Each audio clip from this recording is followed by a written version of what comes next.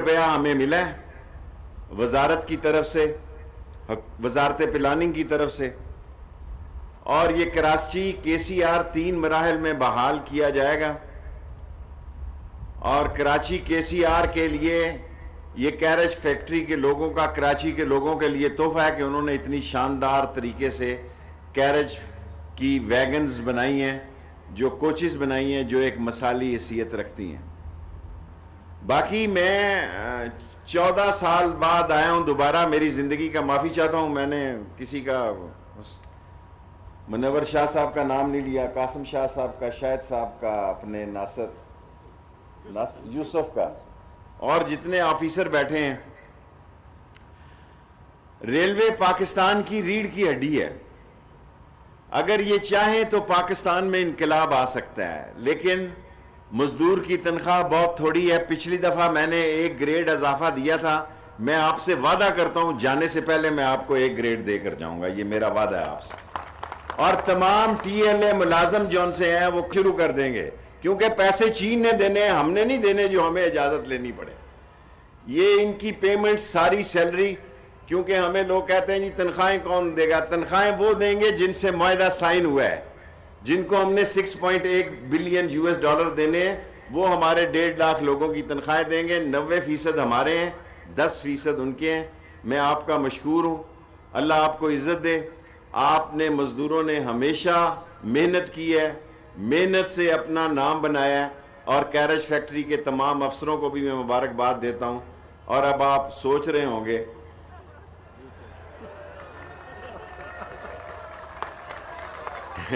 اس طرح نہیں کھڑے ہو کے تالی بجنی چاہیے.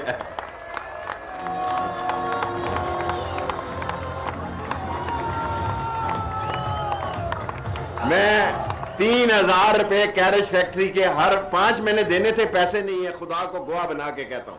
میں آپ سے ہاتھ جوڑتا ہوں، 5 دینے تھے. شاہد صاحب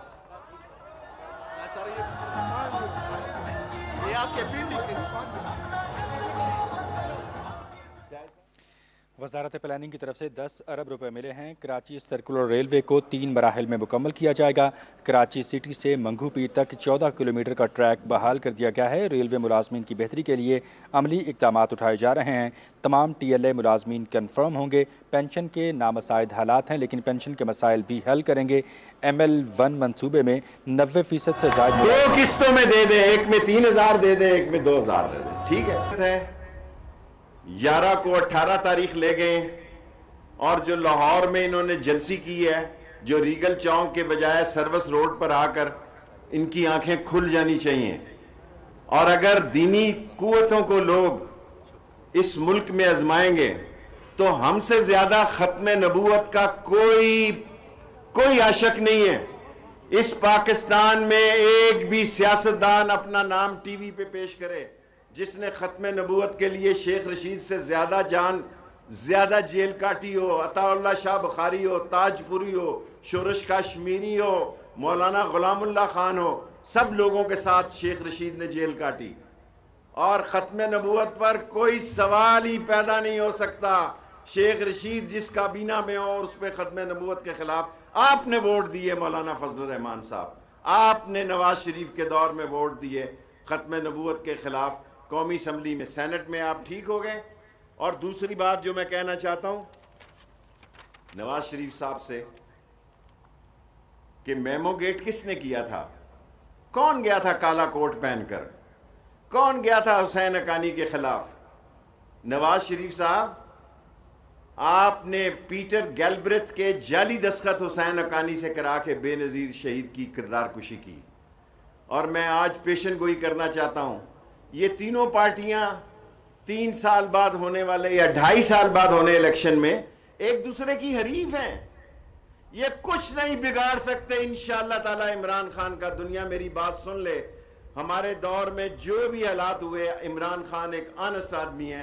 انشاءاللہ تعالی وہ اپنے 5 سال پورے کرے گا اور دنیا دیکھے گی کہ وہ 5 سال پورے کرے گا.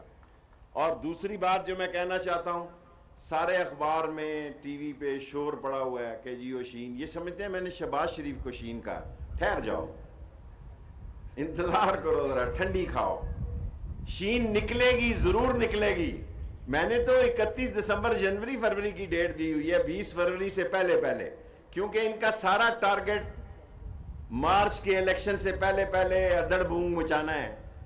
ان کا ایک ہی ٹارگٹ ہے، پہلے ان کا ٹارگٹ تھا کہ فیٹف میں، حیرت ہے مجھے کوئی مزدور بھی نہیں اٹھا، آپ سارے سیاست میں افسروں کو تو میں نے زبردستی اٹھایا ہے کہ ان کی خواہش تھی کہ فیٹف سے پہلے پہلے نیب کا قانون ختم ہو جائے۔ اور لوگوں یہ مت سمجھنا میں اقتدار کا بھوکا ہوں، کبھی یہ نہ سمجھنا کہ میں وزارت کا بھوکا ہوں، میں اللہ اور اس کے رسول کی عنایت کا بھوکا ہوں۔ کبھی نہیں ہو سکتا کہ میں وزارت کی بھوک میں، اور میں ایمانداری سے سمجھتا ہوں کہ ان لوگوں نے اتنا لوٹا کہ عمران خان کو مہنگائی سے گزرنا پڑا۔ نون اور شین بن کے رہے گی، کوئی وجہ ہی نہیں ہو سکتی کہ نون سے شین نہ نکلے۔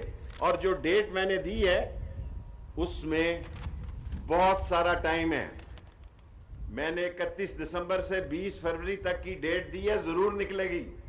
میں نے 10 سوال کیے فیصلہ آباد میں، اس کے 13 کروڑ 80 لاکھ ویورشپ تھی، لاہور کی 10 کروڑ تھی، اور میرے بھائیوں یہی نہیں ہوا، کراچی کی 11-12 کروڑ تھی۔